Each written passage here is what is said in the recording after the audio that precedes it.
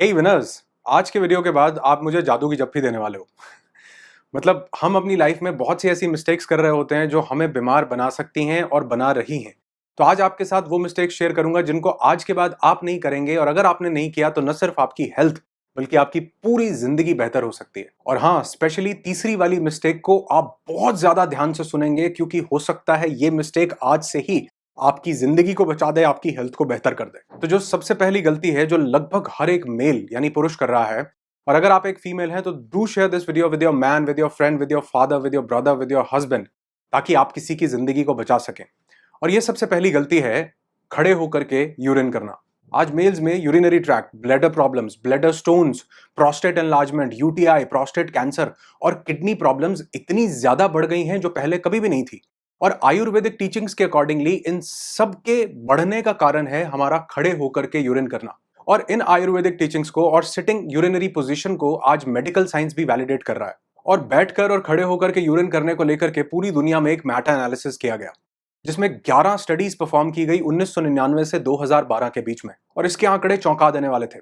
उन्होंने देखा कि जो लोग बैठ करके यूरिन पास करते हैं उनके अंदर पोस्ट वॉइड रेजिडुअल वॉल्यूम, यानी कि अंदर जो ब्लैडर के अंदर जो यूरिन बच जाता है वो बहुत ही ना के बराबर था। ब्लैडर कंप्लीटली एम्प्टी हो रहा था एज कंपेयर टू वो लोग जो खड़े होकर के यूरिन पास कर रहे थे। और ऐसा देखा गया कि बैठकर स्क्वाटिंग पोजीशन में यूरिन करने से वो जो लोअर एब्डोमेन मसल्स थे वो ज्यादा रिलैक्स्ड होते थे ब्लैडर को एम्प्टी करने के लिए। और रिसर्च में देखा गया कि अगर यही ब्लैडर पूरी तरह से एम्प्टी ना हो, जिसको यूरिनरी रिटेंशन बोलते हैं, तो वो यूरिन जो अंदर रह जाता है ब्लैडर के अंदर, वो ब्लैडर पूरी तरह से एम्प्टी नहीं हो रहा, तो वो कहीं ना कहीं हमारी किडनीज के ऊपर प्रेशर डाल रहा है, जिससे किडनीज का इन्फेक्शन, किडनीज में स्टोन और किडनी फेलियर तक की प्रॉब्लम भी आ सकती है। और एक्सपर्ट्स ये कहते हैं कि जो हमारा यूरिन है वो हमारी बॉडी में जो वाटर होता है उसमें जब हमारी किडनीज जो प्यूरिफिकेशन का काम कर रही हैं, हमारे ब्लड से वेस्ट निकाल करके वो उस वाटर में मिक्स करके वो हमारी बॉडी से बाहर निकाल देती हैं। और उनमें से एक वेस्ट प्रोडक्ट होता है यूरिया। और अगर हमारी बॉडी में ये यूरिन का कुछ पार्ट रह जाता है ब्लैडर के अंदर, तो वो जो यूरिया इकट्ठा होना शुरू करता है वो साथ में जुड़ करके उसके क्रिस्टल्स फॉर्म होने शुरू हो जाते हैं। और यही क्रिस्टल्स ओवर द टाइम इकट्ठे होकर के ब्लैडर के स्टोन के रूप में सामने आते हैं। और रिसर्च में ये देखा गया कि यही जो स्टैंडिंग पोजीशन से यूरिन करना है, यही चीज आज बहुत से लोगों में सेक्सुअल लाइफ उनकी डिस्टर्ब करने का सबसे बड़ा कारण है। जो ईडी की प्रॉब्लम इतनी ज्यादा बढ़ती जा रही है उसका सबसे बड़ा कारण भी यही है। तो ये सब मैंने आपको इसलिए बताया ताकि आप ये समझ पाएं कि न सिर्फ हमारा आयुर्वेद बल्कि हमारी मॉडर्न साइंस भी ये रिकमेंड करती है कि कभी भी हमको स्टैंडिंग पोजीशन में यूरिन नहीं पास करना चाहिए। अगर बहुत ज्यादा इमरजेंसी हो तो ही आप इसको ऐसा करें। और मोस्ट ऑफ द टाइम्स जब आप घर पर या ऑफिस पर होते हैं तो सिटिंग पोजीशन में ही उस यूरिन को पास करें। इनफैक्ट आज तो स्टडीज ये भी बता रही हैं कि वो इंडियन टॉयलेट जिसको असभ्य बता दिया गया था अंग्रेजों के द्वारा और वेस्टर्न टॉयलेट को यहां पर इंट्रोड्यूस कर दिया गया था, बताया जाता है कि उससे भी हमारे बॉडी का वो जो इंटरनल ऑर्गन जो यूरिन और स्टूल पास करने के लिए बना है, उनकी शेप के लिए वो बिल्कुल भी सही नहीं है। वो तब अपनी एग्जैक्ट शेप में आ पाते हैं जब हम बिल्कुल जमीन पर बैठ करके स्क्वाटिंग पोजीशन में यूरिन और स्टूल पास करते हैं, जिससे हमारी ब्लैडर और हमारा जो वेस्ट मटेरियल है बॉडी से निकलने का वो बहुत इजीली पास आउट हो जाता है। तो इस इंफॉर्मेशन को अपने तक नहीं रखना, हर एक लव्ड वन के साथ शेयर कीजिए, क्योंकि आज ये जो प्रोस्टेट की प्रॉब्लम्स इतनी बढ़ रही है, प्रोस्टेट कैंसर बहुत बढ़ रहा है, एज के साथ प्रोस्टेट एनलार्जमेंट होता है लेकिन वो बहुत जल्दी जल्दी लोगों में सामने आ रहा है, ब्लडर की प्रॉब्लम्स, किडनी की प्रॉब्लम्स इतनी बढ़ रही हैं, उसका एक मेजर इशू ये है जिसको कभी भी एड्रेस नहीं किया जा रहा।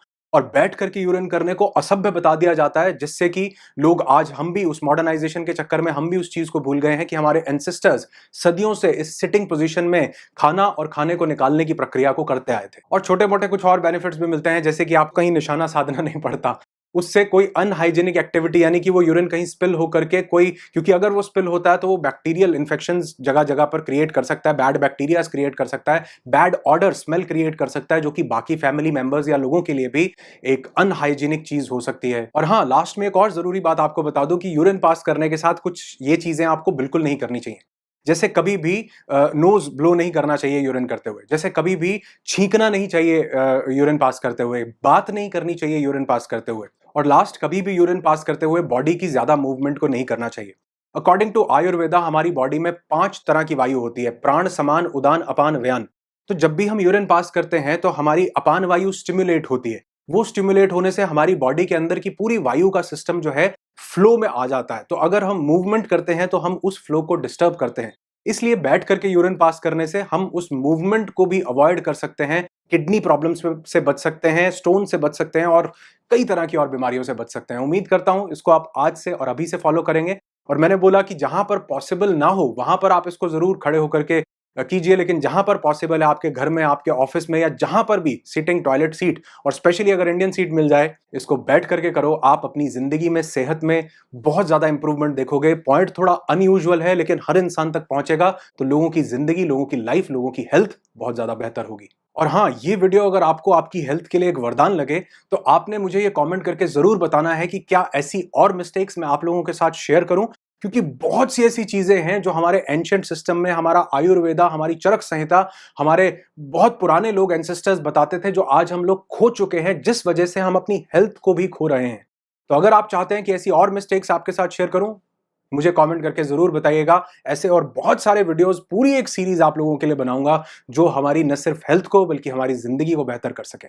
दूसरी गलती हम में से बहुत ज्यादा लोग, या यूं कहूं कि 99.9% लोग कर रहे हैं, और इस छोटी सी गलती को इंप्रूव करने से न सिर्फ आपकी हेल्थ बेहतर होती है, बहुत सी बीमारियां खत्म होती हैं, बल्कि उसके साथ साथ आपका फोकस, आपका अटेंशन, आपकी अवेयरनेस बढ़ती है, आपके स्ट्रेस लेवल्स बहुत ज्यादा कम हो जाते हैं, डिप्रेशन, एंग्जाइटी धीरे धीरे खत्म होने लगता है सिर्फ एक चीज से, ये है डीप ब्रीदिंग। लेकिन हम में से अधिकतर लोग, ज्यादातर लोग शैलो ब्रीदिंग कर रहे हैं। इस पर मैंने एक कंप्लीट वीडियो आप सब लोगों के लिए बनाया था।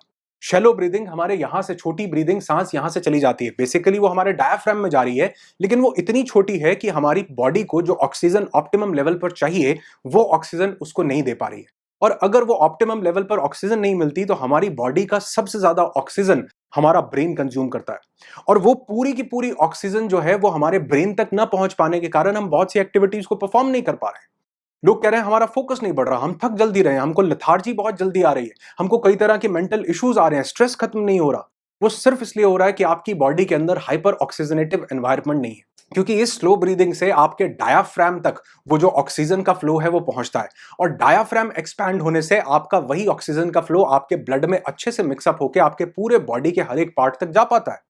अगर बॉडी के किसी ऑर्गन में कोई डिजीज भी है, कोई दिक्कत भी आ रही है, तो भी वहां पर अगर हाइपर ऑक्सीजनेटिव एनवायरनमेंट उस पार्ट को मिले तो वो धीरे धीरे ठीक होने लगता है, क्योंकि ऑक्सीजन सिर्फ ही ऑक्सीजन नहीं है, बल्कि ये प्राण वायु है जो आपकी प्राण शक्ति को भी बढ़ाती है। इसकी एक छोटी सी प्रैक्टिस, और इसके लिए आपका एक भी रुपया नहीं लगेगा, 10 मिनट भी नहीं लगेंगे। अगर आप कोशिश करें इसको 30 सेकंड्स या 1 मिनट से शुरू करके, तो अमेजिंग चमत्कार आप अपनी जिंदगी में देख सकते हैं। और ऐसा भी कहा जाता है कि हमको जिंदगी नहीं मिली, हमको जीने के लिए साल नहीं मिले, बल्कि सांसें मिली हैं। तो अगर हम अपनी सांसों को गहरा करते हैं, अगर हम 1 मिनट के अंदर कम से कम सांसें लेने की कोशिश करते हैं, कॉन्शियसली इस प्रक्रिया को करते हैं, और धीरे धीरे ये हमारे सबकॉन्शियस माइंड में अगर बैठ जाए, तो आप देखेंगे कि न सिर्फ हमारी उम्र लंबी होगी बल्कि हमारी एजिंग का प्रोसेस भी रुक जाएगा।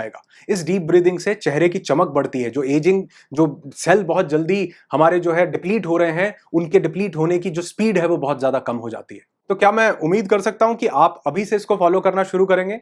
अगर करेंगे तो मुझे कमेंट करके जरूर बताइए, और लोगों के साथ भी ये चीजें शेयर कीजिए जो हमारी एंशिएंट विजडम है, जो कहीं ना कहीं हमारी हेल्थ के लिए, हमारी जिंदगी के लिए एक बहुत बड़ी प्राणदायक शक्ति के रूप में सामने आ सकती है, अगर हमने इन सब चीजों को ढंग से, तरीके से फॉलो किया तो।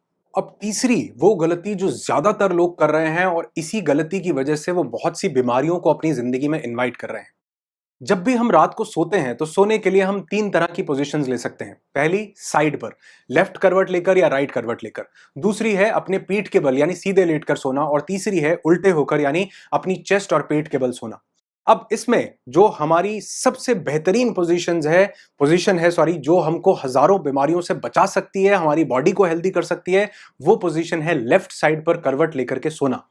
हाँ, मैं मानता हूं कि हम रात में सोने के बाद बहुत सी बार अपनी करवट को बदलते रहते हैं, लेकिन कोशिश कीजिए जब आप सोने के लिए जाएं तो सबसे पहले लेफ्ट साइड पर करवट लेकर के सोएं। अगर आपको कोई क्रॉनिक हार्ट इशू है तो ही आप इस पोजीशन को अवॉइड कर सकते हैं, अदरवाइज 99% लोगों को लेफ्ट करवट लेकर के ही सोना चाहिए। और इसके कुछ साइंटिफिक रीजंस आपको बताता हूं कि ऐसा क्यों करना है। अब देखो, हम जब खाना खाते हैं मुंह से, तो वो हमारी फूड पाइप से होकर के हमारे पेट में जाता है। हमारे पेट और फूड पाइप के बीच में एक वाल्व लगा होता है ताकि पेट से कुछ भी वापस ना आए। और क्या आप जानते हैं, जो हमारा स्टमक है, हमारा पेट है, ये हमारी बॉडी के लेफ्ट साइड पर होता है।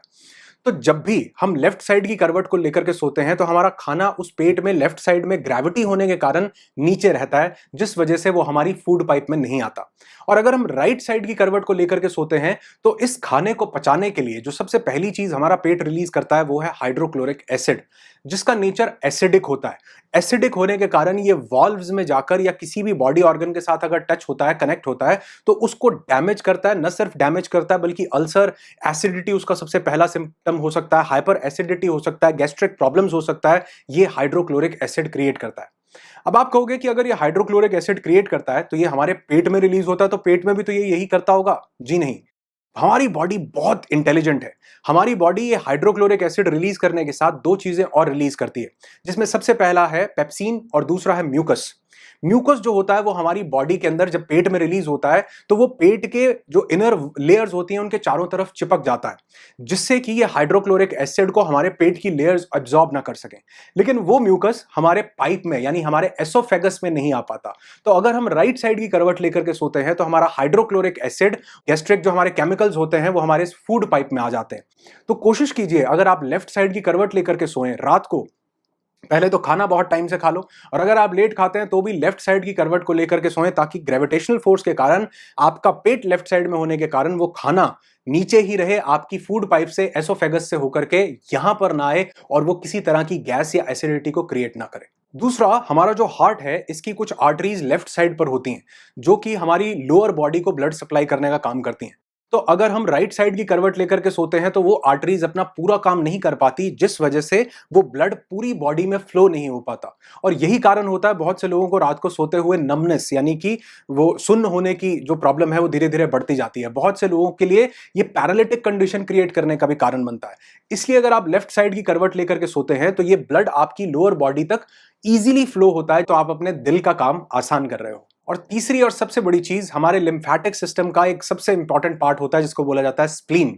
ये भी हमारे बॉडी के लेफ्ट साइड में होता है और ये भी हमारे ब्लड से डेड सेल्स को रिमूव करने का काम करता है। तो अगर हम लेफ्ट साइड की करवट को लेकर के सोते हैं तो हमारे लिम्फेटिक सिस्टम का ये पार्ट स्प्लीन भी बहुत अमेजिंगली काम कर पाता है, और वो जो रात को सोना है वो एक दवाई हो जाता है, वो मेडिसिन हो जाता है, क्योंकि यही प्रक्रिया रात को हमारी बॉडी से ब्लड के जो टॉक्सिन्स हैं उनको रिमूव करती है, फिल्टर आउट करती है। हाँ, मैंने बोला कि हम कई बार रात को पोजीशन चेंज करते हैं, लेकिन अगर आपने धीरे धीरे इस आदत को बनाना शुरू किया, ये एक प्रैक्टिस है, एक हैबिट डेवलप करना है।